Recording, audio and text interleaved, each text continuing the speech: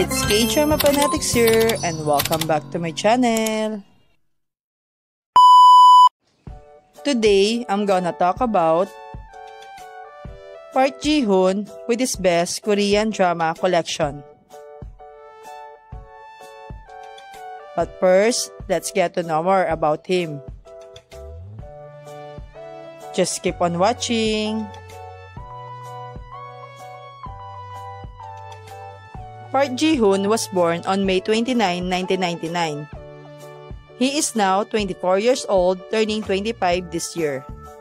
He is from Masan Province, South Korea. He graduated from National Middle School of Traditional Arts, majored in musical theater. In January 2018, he graduated at School of Performing Arts Seoul, majored in Broadcasting Arts.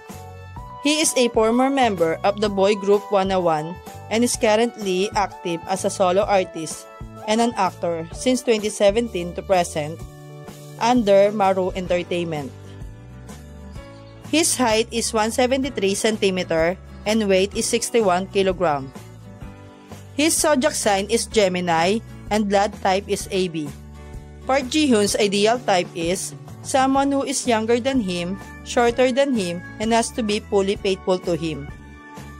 Park Ji-hoon social media accounts. And now, let's find out his Korean drama list. Love Song for Illusion. Starring Park Ji-hoon, Hong Ye-ji, Wang Hee, and Ji-woo. Park Ji-hoon, who played the dual role as Hak-hee and Sa Jo-yoon. Hak-hee is Sa Jo-yoon's alternate personality, who is charming but is cursed to feel extreme pain whenever anyone touches him. While Sa Jo-yoon is the intelligent and multi-talented crown prince who works as a fashion designer at a downtown boutique while hiding his real identity.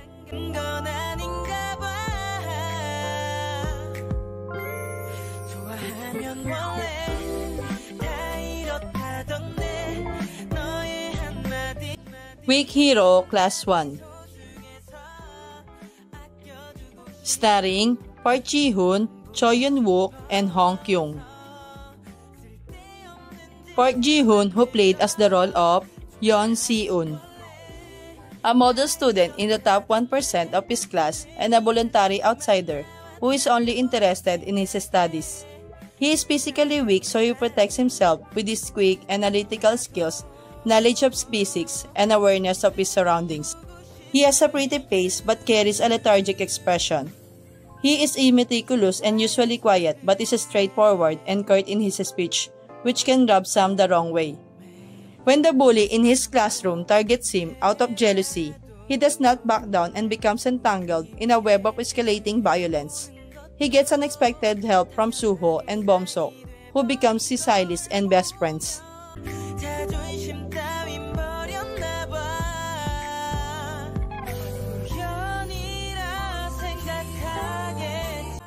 At a distance, spring is green.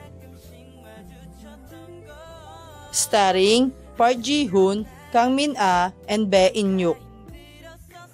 Park Ji-hoon, who played as the role of Yeo-jun, the handsome second son of a wealthy family. He is a first-year business student at Myeong-il University. He is a person that appears to have everything beautiful in life. He comes from wealth, recently got into a prestigious university, and is loved by his peers everywhere he goes because of his good looks, charming personality, and great social skills. The epitome of a social insider. However, he has a painful scar behind his bright mask. He takes an interest in Nam Soo-yoon, a senior in his department, and from their unlikely friendship and chemistry, he gradually begins to reveal his true self and further builds relationship with those around him.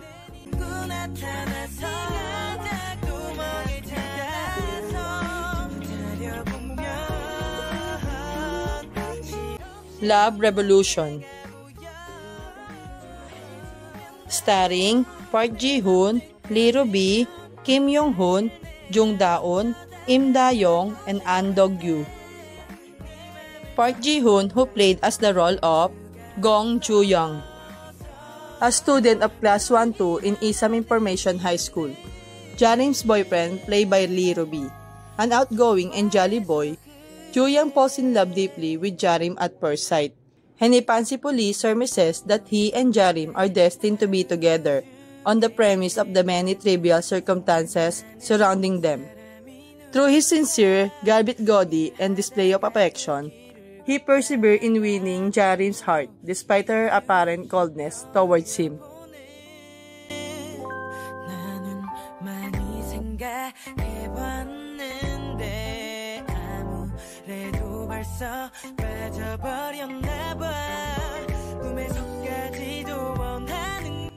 Flower Crew Joseon Marriage Agency. Park Ji-hoon, who played as the role of Go Yang-soo and Chil Nom, a fashionable young man who is an asset to the Flower Crew, as he can turn any client into beauty. Although he sometimes can be childish, he is known to be a very nice person. Starring Kim Min-jae, Gong Song-yeon, So Ji-hoon, Park Ji-hoon, Yeon Woo-suk, and Ko Won-hee.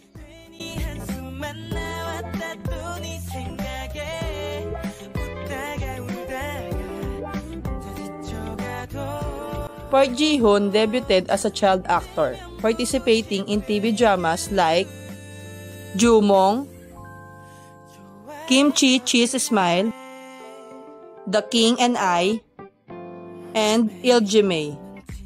Also, Park Ji-hoon made a special appearance in Netflix series Remarriage and Desires.